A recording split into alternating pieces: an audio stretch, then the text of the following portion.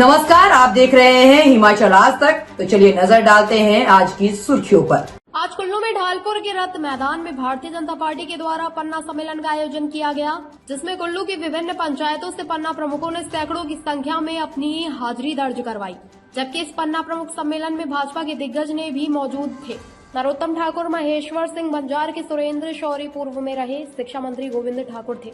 इस सम्मेलन में विशेष रूप से उत्तराखंड के वर्तमान में राज्यसभा मंत्री और जम्मू कश्मीर से राजीव जसरोटिया पूर्व में रहे वन मंत्री भी मौजूद थे।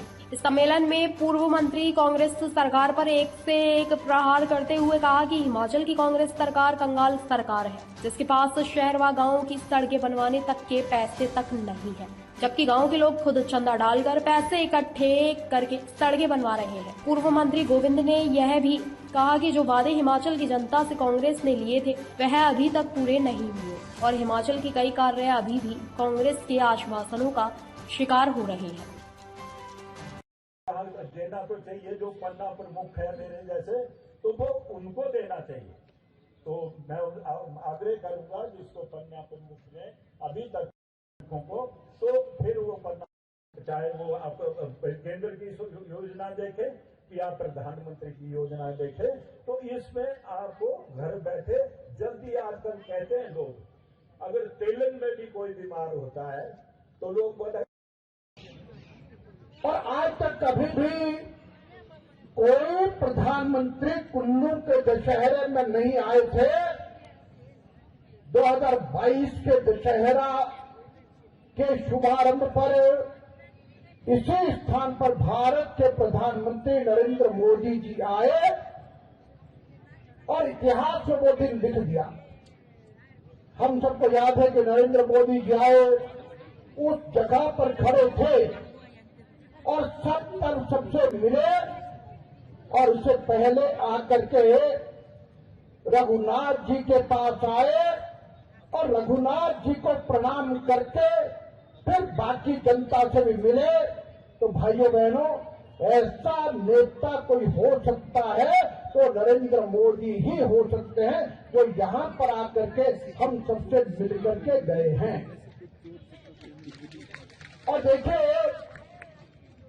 मैं लंबी बात नहीं करूंगा, लेकिन इतना जरूर कहूंगा कि कुल्लू विधानसभा क्षेत्र, इस विधानसभा क्षेत्र में जितने डेवलपमेंट के काम हुए हैं, इन सब कामों को अगर किया गया है तो भारतीय जनता पार्टी की सरकारों के द्वारा किया गया है।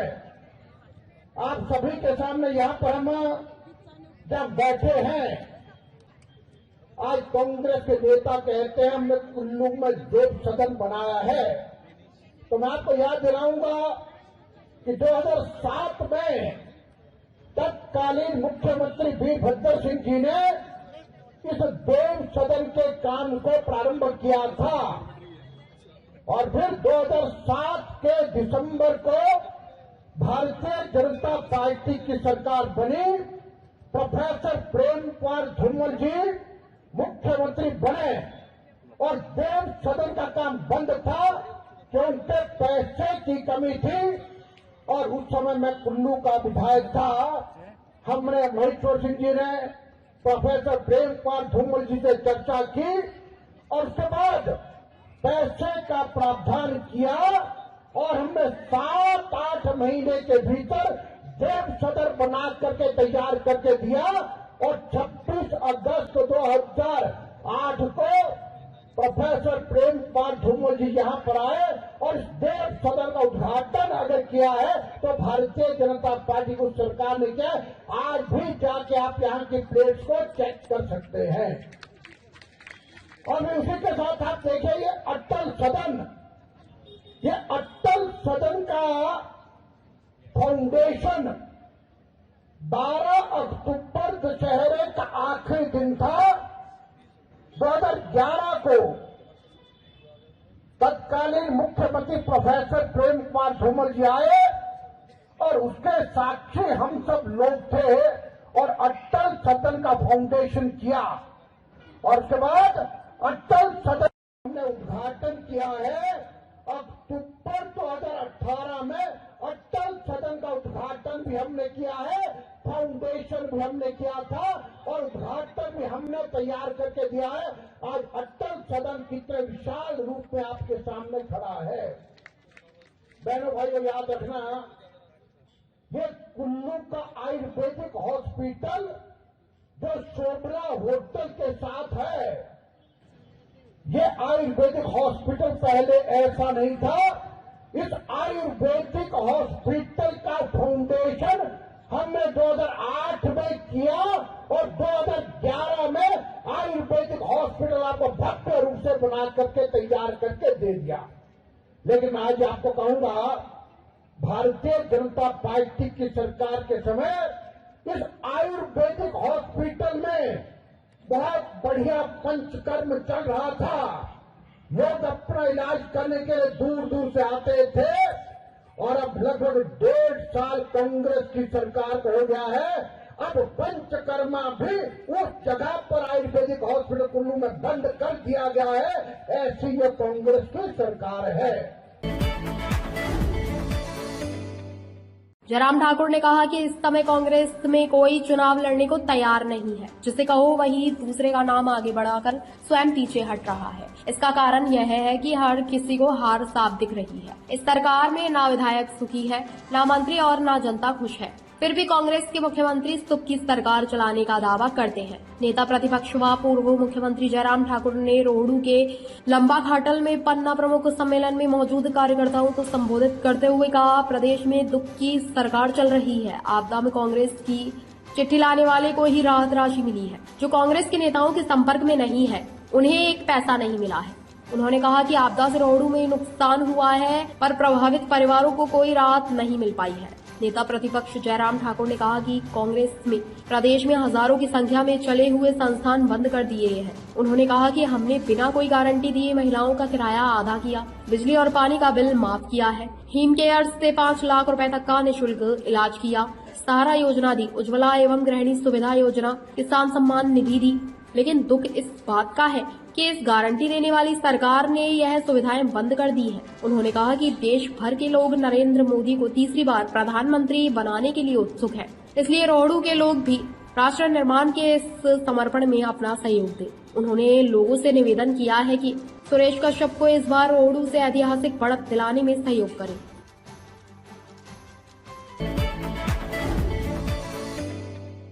जीएसटी उगाही में 53 करोड़ का उछाल। केंद्र की तर्ज पर ही हिमाचल में भी जीएसटी उगाही में बड़ा उछाल देखने को मिला है। गत साल के मुकाबले 9% की बढ़ोतरी हुई है। आबकारी कराधान विभाग ने वित्तीय वर्ष के पहले महीने के आंकड़े सार्वजनिक किए हैं, जो विभाग और सरकार दोनों के लिए राहत भरे हैं। अप्रैल माह में आबकारी और कराधान विभाग ने जीएसटी से 646.45 करोड़ का राजस्व जुटाया है। गत साल यह आंकड़ा 593.22 करोड़ रुपए था। इन आंकड़ों में 53 करोड़ 23 लाख रुपए का मुनाफा नजर आ रहा है। यह मुनाफा एमजीएसटी और आईजीएसटी दोनों में ही हुआ है। एमजीएसटी में 302.64 करोड़ की उगाही की गई है। गत साल अप्रैल माह में यह उगाही 302.64 करोड़ रुपए थी। दोनों में 1 करोड़ 52 लाख का अंतर सामने आया है, जो पिछले साल के मुकाबले 1% ज्यादा है। सीएम का दावा, प्रदेश सरकार के काम को वोट देगी जनता। मुख्यमंत्री ठाकुर सुखविंदर सिंह सुक्खू ने कहा कि प्रदेश की मतदाता 1 जून को राज्य सरकार के 15 माह में किए गए जन कल्याण कार्यों को देखते हुए कांग्रेस पार्टी के उम्मीदवारों के पक्ष में मतदान करेगी। उन्होंने दावा किया कि कांग्रेस पार्टी लोकसभा की 4 सीटें और विधानसभा उपचुनाव में सभी 6 सीटें बड़े अंतर से जीतेगी। उन्होंने कहा कि राज्यसभा चुनाव में कांग्रेस पार्टी के 6 विधायक टिक गए और पार्टी के प्रत्याशी के खिलाफ क्रॉस वोट किया। दागी विधायकों ने निडर और ब्रेकफास्ट हमारे साथ किया और वोट भाजपा के प्रत्याशी को दिया।